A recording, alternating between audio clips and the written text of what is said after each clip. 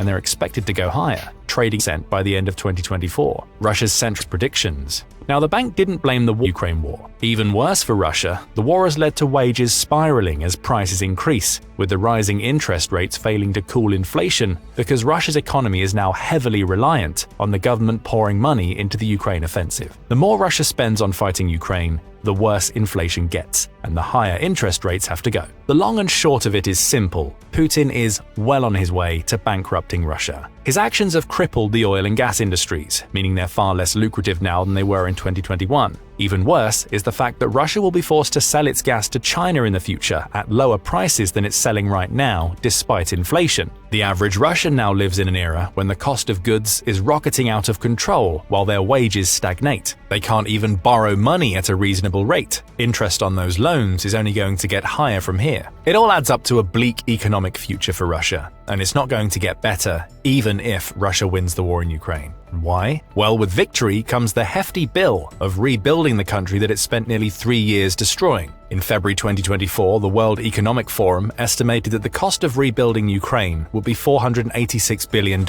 if the war had ended right then. Obviously, it didn't. The rebuilding cost has likely gone well beyond $500 billion at this point, with over 2 million housing units, 300 bridges, and over 5,000 miles of Ukrainian roads that all need to be rebuilt. Remember that destroying Ukraine wasn't the goal for Putin. He wanted to take control of the country and make it part of Russia, as it was during the Soviet Union. So he has to rebuild if he wins, otherwise everything he's done since February 2022 would add up to nearly bankrupting his country to turn Ukraine into a crater in the ground. The obvious question is, where will that money come from? Foreign investment into Russia has fallen off a cliff. It declined by $8.7 billion during the first 3 quarters of 2023 alone, and Putin's actions have devastated every major Russian industry. War is the only thing that's keeping Russia going. As soon as it ends, whether Russia wins or loses, there's a massive rebuilding bill awaiting Russia that it can't afford to pay. Economist Renaud Foucault says, "A protracted stalemate might be the only solution for Russia to avoid total economic collapse. Ukraine isn't going to agree to any cessation of the war that involves Russia continuing to occupy the country's territory. Russia is in a bad spot." The cost of rebuilding Ukraine climbs ever higher as the country continues to drain its limited financial resources. This precarious financial situation is going to lead to a collapse. Russia will eventually have to face its own economic reality in a new world in which it has become a geopolitical pariah. And therein lies another way that the war will cause Russia's collapse. Its military is a shadow of what it used to be. We can approach this point from both the ideological and practical angles. For the former, Russia has revealed itself to be incapable of defeating a smaller country that its military should have overrun. Even with aid from the West, Putin's reversion to World War I-era trench warfare shows that Russia's weapons spending amounts to little. It's stuck in a version of warfare that the world's other major powers moved beyond decades ago.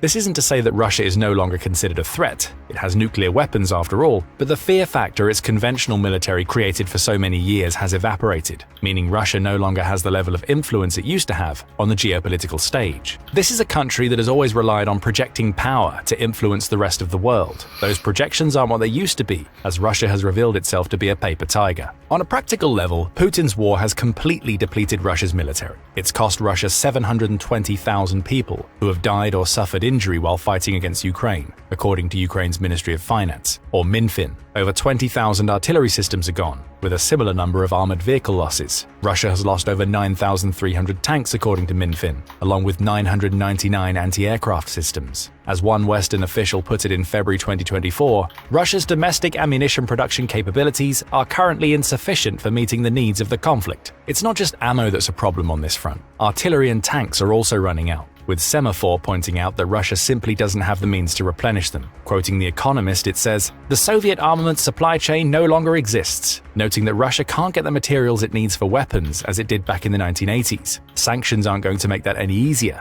and the West is likely to retain its sanctions regardless of how the war turns out. So where does that leave Russia's military for the future? It's massively depleted, to the point where Putin is struggling to field the weapons he needs in Ukraine. That's why he's been forced to call on other nations, including North Korea and China, to keep his military stocked up. They provide the weapons, and the people in North Korea's case, that Russia is struggling to get itself. When the war finally ends, Russia's power plays will mean far less than they ever have, because its conventional military won't be anywhere near as powerful as it should be. Hundreds of thousands of soldiers have died. Tens of thousands of units of equipment have been sacrificed to the special military operation. Rebuilding all of that will be a decades-long process at the best of times. But when you throw Russia's economic woes into the mix, the odds are that it's not going to have the money it needs to replenish its military anytime soon. Russia's military and its reputation have been indelibly tarnished by the Ukraine war. That's according to RAND, which says, perception of the quality of its military and effectiveness of its arsenal has been damaged. It calls the country's land fighting strategies and equipment questionable, which the falling weapon export figures mentioned earlier support. It also points to endemic corruption as lying at the heart of all these shortcomings. Whatever the reason, Russia's military, supposedly at the height of its powers, was proven to offer inadequate planning and training during the Ukraine war. That's why Putin fell back on his meat grinder approach. He had no other tactics, because Russia simply isn't as well-oiled a war machine as it would have the rest of the world believe. That lack of military strength will prove telling for Russia in the future. NATO is more prepared to handle a Russian assault than it's been in a long time. In 2024 alone, 23 of NATO's 32 members will either reach or exceed the organization's target of spending 2% of gross domestic product on defense. That compares favorably to a paltry 7 that hit the target in 2022.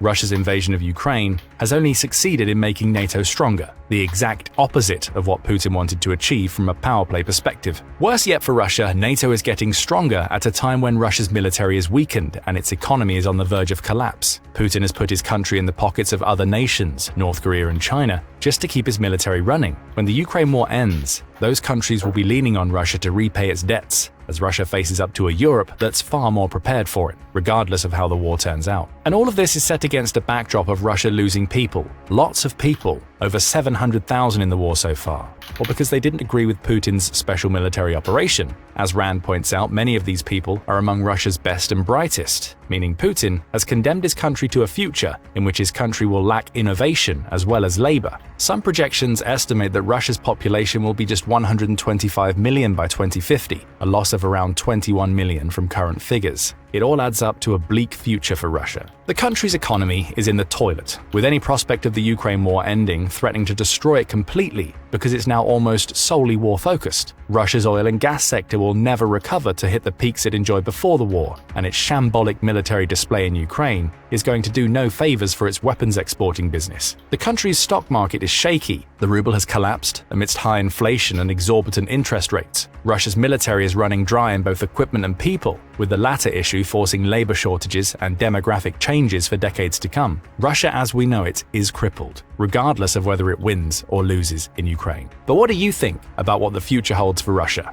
Will the country somehow manage to recover from its losses, both to its geopolitical image and its more tangible losses? Or are we witnessing the final collapse of a former superpower, all thanks to a tiny country that Putin believed he'd overrun in a matter of days? Let us know your thoughts in the comments, and thank you for watching the video. Now go and check out Forget Ukraine, Russia's biggest